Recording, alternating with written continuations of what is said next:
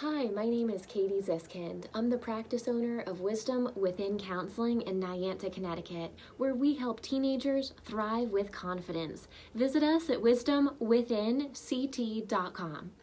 In this video, you will learn about 4 myths about eating disorders. Eating disorders are one of our specialties here when it comes to teens and young adults. Did you know that eating disorders can come in different shapes and sizes? We have restrictive behaviors, binging, purging, throwing up, rigid dieting, counting calories, exercising, restricting fat, taking out a certain food group, and oftentimes when people overeat, it's because you're sad, you're lonely, you're really trying to self-soothe. When your teenager is under eating, they'll show restrictive behaviors, often have a very big inner critic, and be taking on perfectionistic qualities. They're not feeling like they're good enough, or they feel like they have to be skinnier to be pretty or accepted. Now, teenagers often develop eating disorders in small stages first, and the key is to get therapy while the eating disorder is small in order to prevent this eating disorder from escalating. Now, oftentimes binging is when a teenager or a young adult eats a very large amount of food, almost a whole day's worth of food in one short period of time.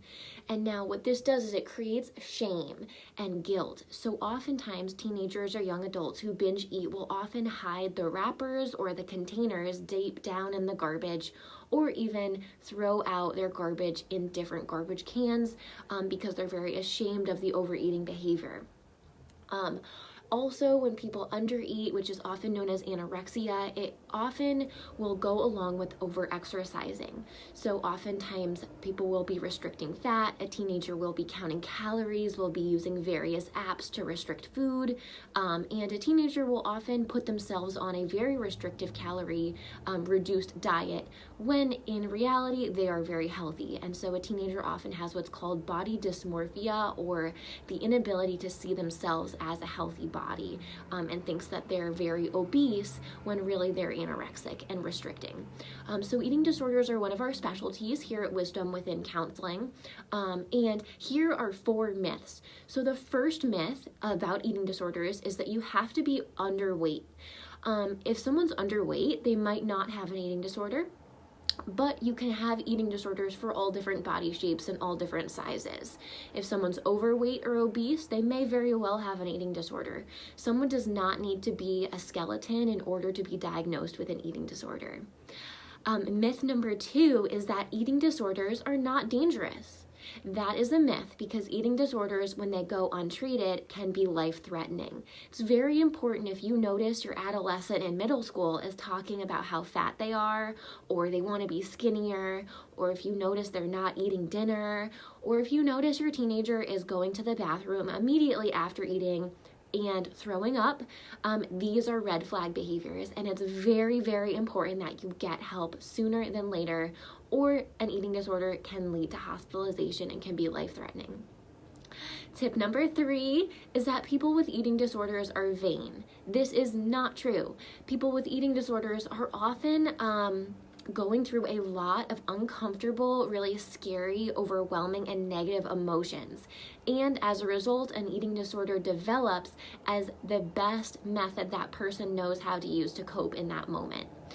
So oftentimes, eating disorders are a result of PTSD, or post-traumatic stress disorder. If say a child goes through a really intense moment, gets sexually abused, the parents go through a divorce, or a lot of challenges, and sometimes as a teen, an eating disorder will develop because of trauma in early childhood years, and your teen or young adult needs help letting go of those negative emotions in healthy ways. So at Wisdom Within Counseling in Niantic, we focus on creative art, yoga, music, animals, and even outdoor walk and talk therapies to boost self-esteem from the inside out. Oftentimes when we work with people with eating disorders, we provide coping skills and positive outlets to allow newer, healthier behaviors to develop. So your child or teen no longer has to resort to their eating disorder as a form of comfort, and instead now actually has self-love skills in order to manage these overwhelming feelings in a healthier way rather than being self-critical. Tip number 4, or actually myth number 4, is that only girls have eating disorders. This is not true. I have worked with males with eating disorders. I have worked with transgender individuals. I've worked with non-binary, genderqueer, men, women, boys, girls, people who are androgynous.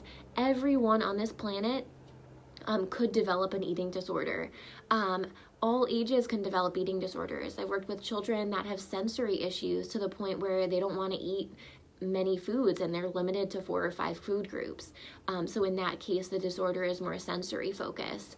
I've worked with teenagers that have both anorexia and binge eating as well as purging. So they'll restrict all day, they'll eat a very large meal at night, and they'll be consumed with shame and guilt as they overexercise. So oftentimes, if you have a teenager or young adult who's on an extreme diet, or if you feel like you have to go on an extreme diet, this is a precursor to an eating disorder. Anything extreme, restrictive, shame-based is going to lead to disordered eating. So at Wisdom Within Counseling in Niantic, we focus on lifestyle-based changes that you can use, that your teen can use, including sleep, nutrition, exercise, yoga, creative art, and even outdoor sessions in the sun by the beach to promote self-esteem and more self-confidence. You can read more about how we can help your loved one with an eating disorder learn to thrive confidently.